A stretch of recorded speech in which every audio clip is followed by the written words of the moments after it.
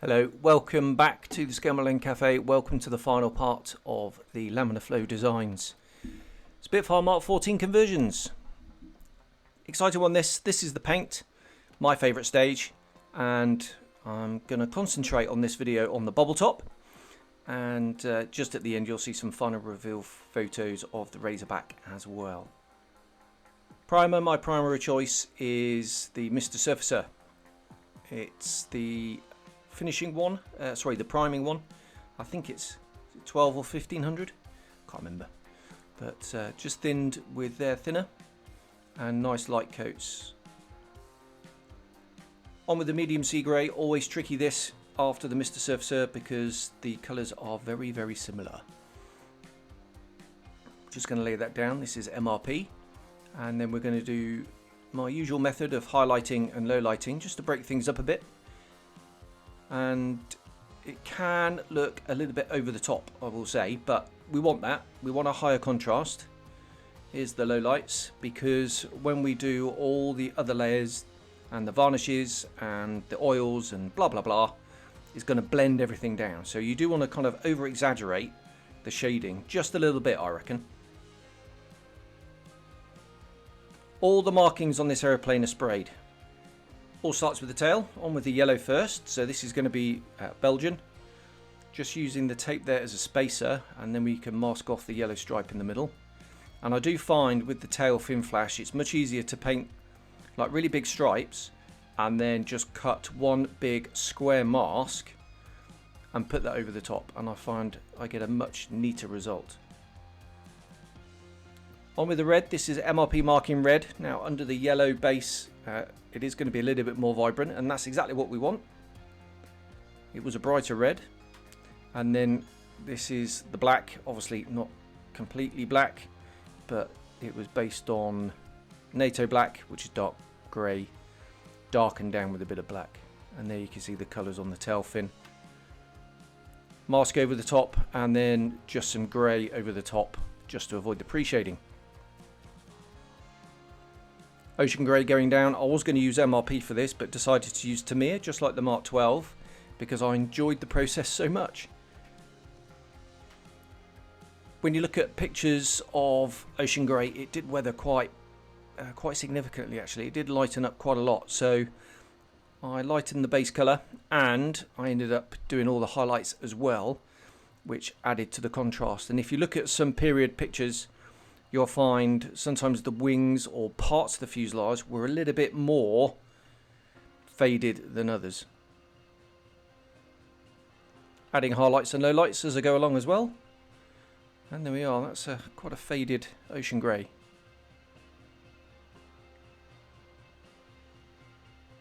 Again, exaggerating the effect somewhat. And you will see later on in the video how you still retain some of the fading and mottling, but all the other layers does kind of bring it down a bit. Onto the green now. Again, this is Tamiya, and you can see I've removed the cap from the airbrush, exposing the needle, so you do have to be very careful. And a little bit of experimentation on the ratio. I can't tell you how much paint to thinner. It's about 60% thinner, 40% paint, but it's quite dense, the Tamiya paint actually, so it does take quite a bit of thinning if required. And you can see how tight you get with that demarcation. I was really pleased with that. It's an Iwata HPCH airbrush.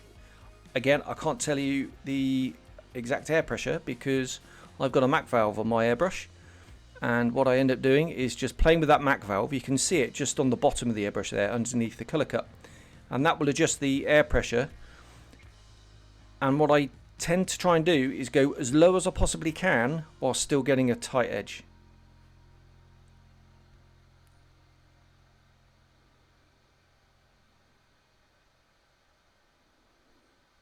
Back in with highlights now. Now you've got to be careful where you're near the edge because it's easy to get a bit of accidental overspray. But just picking out some of the highlights. I tend to do highlights along panel lines, just where the light's going to catch, and that I find is quite effective at breaking up the outline, and actually is a little bit more subtle than perhaps just doing the centre of panels. I find dark panel lines a bit odd. Onto the markings now, and because I'm going to use yellow and red, a little bit tricky if there's underlying camouflage and demarcation, so I'll just go in with just a little light overspray of white, and really to lighten up the background, but also to get rid of that demarcation, because you know you do run the risk of it showing through the markings.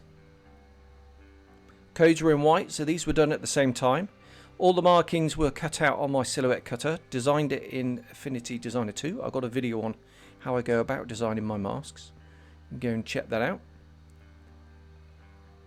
So once all the white's down, we can go in with the yellow. This is RF marking yellow. It's a bit of an orangey yellow, but over the white and not too dark, you do get a quite a nice tone. I didn't want it too orangey, but yeah, pleased with how that came out.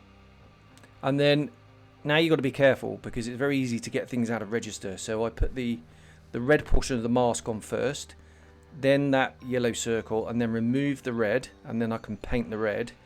And then what I'll do is I'll go in with this circle that covers up the joins, and there's the rest of the markings. Just a quick swipe with a well-worn, very fine sanding sponge to knock any edges down.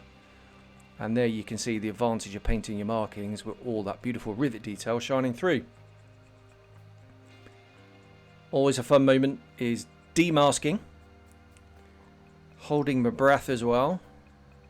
Now just being very careful here. It's very easy to scratch the paint and then you're into hands to touch up stations, which is always a bit of a pain, but luckily I was very careful. I tell you what, if someone could design a wooden set of precision tweezers, I'd be eternally grateful. Until then though, we'll just be very careful. There we are, looking fabulous. Really pleased with that, nice and colourful. Underwing serials then, so the Belgians initially started out with the RAF serials, and then they came up with their own serials. SG for Spitfire Griffin, this is obviously number 34.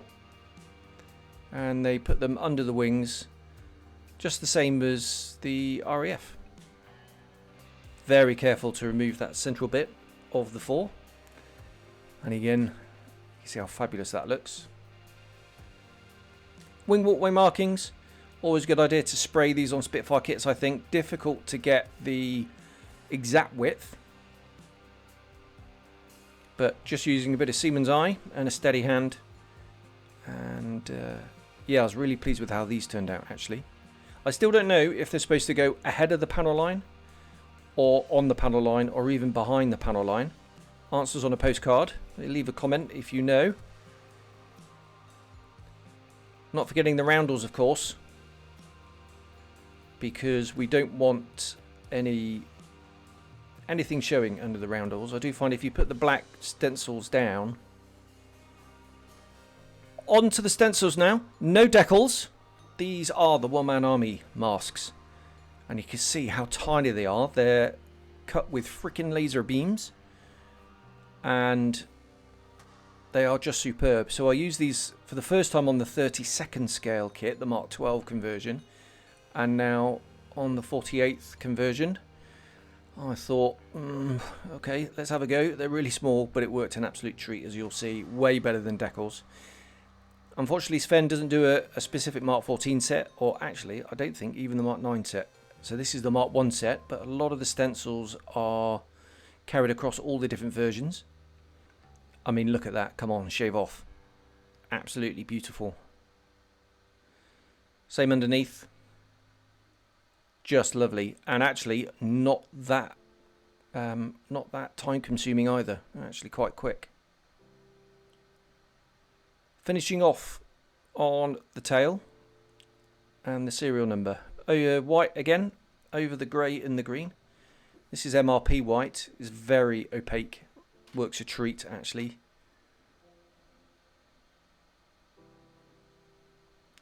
And again, just being very careful with the number 4, and you'll see I slightly scratch it here when I zoom in.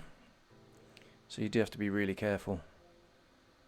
Bit of a pain trying to get it up now. We'll get there though. There we are. The obligatory finger wipe because I can't help myself. And looking good. So that is the painting done. And the markings done. And the decals done. Because there were no decals. Now into the weathering. So a bit of acrylic chipping here. This is Ammo by MIG RLM02. Which is actually a little bit green for my taste. So I did some preliminary chipping. You'll see I do the grey in a minute. I also thought I'd have a go at doing, well, I don't know what you call this really. Just acrylic fading. Bit of water, bit of thinner, acrylic thinner, just to reduce the surface tension. And then just taking a bit of, slightly bit of diluted paint and then just blending it away. So a little bit like oils really, but all acrylic.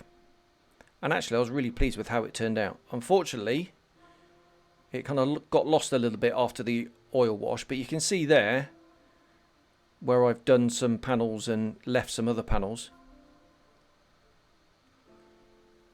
Mixing up a sort of oily colour, blacks, browns, touch of green in there. And we're going to dirty up the underside. You can see I've already done behind the carbon tank. Now I'm just doing the nose. You have to work quickly though, because this thin paint will dry pretty quick. So I've always got a bit of neat thinner on standby. And then we'll just go in with the sponge, dab it away, and that'll give like a even more mottled effect. This is the fuel tank. Just going to grimy that up with the same gungy mixture, and also in the wing roots as well. Starting to get really nice and grimy. Adding to the paint chips now. So sponge method with a bit of silver. Just on the exposed parts, and you'll see I've just added a little bit on the wing walkways as well, and also on some of the removable panels you see there just by my thumb. Just where the cannons are, or the bulges. Not forgetting the spinner. Not too bad. You know, these were no sort of Japanese jobs. Now for the oil wash. This is for the panel lines and the rivets, and I find with riveted aeroplanes doing the sludge wash technique is much more effective because you will get the rivets as well. We'll let that dry. We can hit it with a hairdryer. That'll speed things up a bit, and then just polish it off with some kitchen towel. You can see darker tone there under the central fuselage. Some hard to reach bits, cotton bud. I think you North American chaps might call that a Q-tip. That'll get in all the nooks and crannies. Oil dot weathering now. I love this technique. I do find it a little bit tedious, if I'm honest, but it gives an absolutely brilliant effect. Just going in there, blending the dots with a damp brush. I do tend to put some thinner down first because I do find that the oil paint, the oil dots can be a bit stubborn and they can stain the paint. But yeah, if you just dampen the area first before you put the dots on, it makes it much easier to blend them. And there you can see the difference in the two. Going in with a bit more grime. This is Starship Filth from Ammo by MIG. Just a little bit by the sort of gun panels around the refueling port on the wing. Again, this is all about adding layers. Layers of grime, layers of fading. So you can see there the lighter dots, that's white and sort of dust, a little bit of flesh. The odd bit of yellow and green here and there. But yellow and green just on the green, not the grey. And you can see there along the panel lines around the nose where the oil and grime around the engine is going to collect. I've got like a dark, very dark sort of grey, brown, grimy tone. And then we'll just take our time here blending. Don't want to blend everything away. Just trying to blend everything in. We can hit it with a hairdryer. Just be careful that you haven't used too much thinner, otherwise it will run. and that will flash off the thinner, going in with a little bit more. And this is the advantage of oils, you can keep adding a bit. If you go too much, you can take it away. Just play with it, really. Right, if you look at period pictures of Spitfires, you'll find this kind of staining underneath the fuel and oil tank cover over the top. It's from spilt fuel, and I don't know if it's actually seeping out from the panel lines or it's kind of wiped away on the top tank and they just leave this bit. I suspect it's the former, but much drier brush this time, and I'm just going to go in and blend that in. So just working that in, referring to photos all the time. And then what we'll do in with a very fine brush, we'll go in with that very dark tone again, that sort of blacky brown colour, and we'll just outline the kind of lighter fuel stain. So if you look at the period pictures, you will see the kind of darker edges. I don't know whether that's just the edge, or it's picking up a little bit more grime, maybe a bit of the exhaust soot, I don't know, maybe on the sort of leading edges. But just wanted to copy what I was seeing in the photos, really.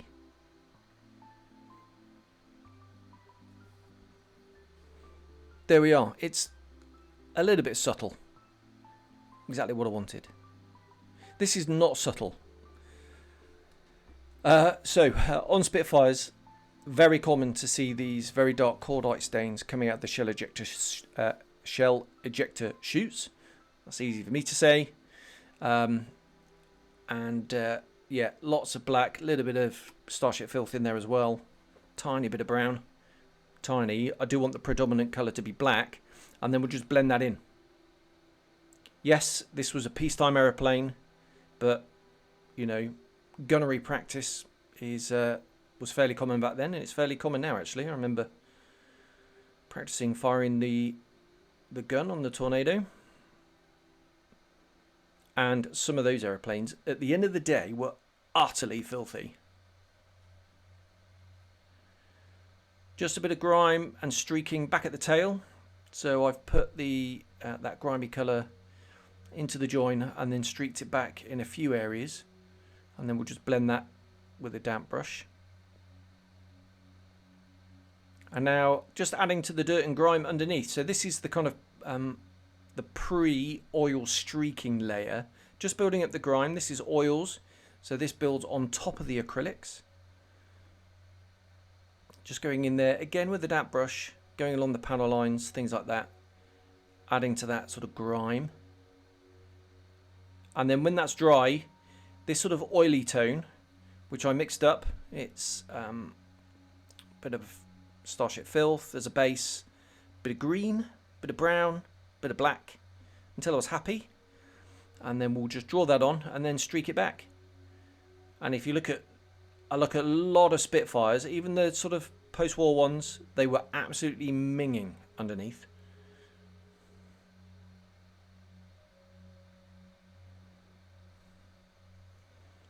Approaching the end now. So now I'm going to do some splattering. So this is a thinner mix. Just some oils again, that sort of grimy tone, getting rid of some of the excess, and then we're just going to flick that just in the areas of, you know, oil, grime. So wing root areas, around the fuel filler, around the nose, and then we can just go in with a dry brush and just sort of blend that ever so slightly. We don't want things to be too stark. We don't want it covered in dots. We do want it to be a little bit more subtle, and again, this is just layering, layer upon layer upon layer, and everything blends in, and hopefully aiming for a fairly realistic result. That's what we're aiming for. Again, if you look at aeroplanes, they're covered in dots, splashes, dings, all sorts of subtle little things that, you know, you don't normally see on sort of photos, but when you get to the real thing close up, they're definitely there. Now the exhausts, base coat painted on the, well, I'll call it the sprue, what would you call it, the frame, and they were glued in individually. I used the Ultra Glue from Ammo. It's brilliant stuff. It's acrylic resin, so it's water based. And you do have a bit of working time, which is exactly what you need, because you do need to line everything up very carefully. Now I've got a separate video on how to paint exhausts, so I'll link that at the end of the video on the card thing, and you can go and watch that. Time to demask the canopies. I always find this a bit stressful. That's the inside of the windscreen masks going on there. I do find it stressful. I did remove the central panel from the windscreen first because the gun sight is going to get in the way and I didn't want to knock that off. And you will see just cleaning the end up with a cocktail stick. And then the inside as well. So yeah, no matter how well you seal it, you're always going to get a bit of overspray from varnish or something in there. Individual prop blades going on. Can't speak tonight. And then that will just click on with the magnet.